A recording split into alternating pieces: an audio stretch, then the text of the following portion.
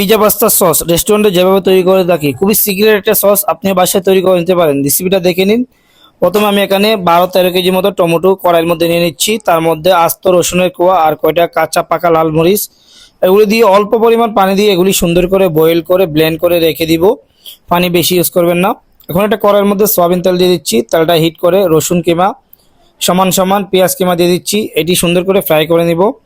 এরপর দিয়ে দিচ্ছি চিলি ফ্লেক্স, যতটুকু স্পাইসি পছন্দ করেন, হালকা একটু অরেগানো, অল্প একটু রোজমেরি, খুবই সামান্য পরিমাণ। এগুলি সুন্দর করে এখানে ব্রাউন কালার নিয়ে এসে আমি যে টমেটোগুলি ব্লেন্ড করছিলাম সেগুলি দিয়ে দিচ্ছি।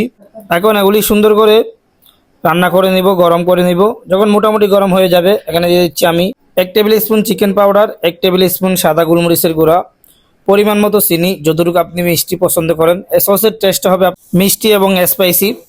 এরপরে পরিমাণ মতো এখানে লবণ দিয়ে দিচ্ছি। লবণ দিয়ে সসটা সুন্দর করে এখানে বয়েল করে নিব। সসের মধ্যে একটু পানি থাকে, পানিটা যতক্ষণ পর্যন্ত আপনার শুকাবে না ততক্ষণ পর্যন্ত বয়েল করে এখানে আমি দিয়ে দিচ্ছি একটা টমেটো পিউরি, ফুল দিয়ে দিচ্ছি। এগুলি দিয়ে আরেকটু নাড়াচাড়া করে সুন্দর করে রান্না করে নিব। এখানে হালকা একটু পানি আছে, পানিটা যখন একেবারে প্রপার শুকিয়ে যাবে তখন আমি চুলাটা অফ করে দিব।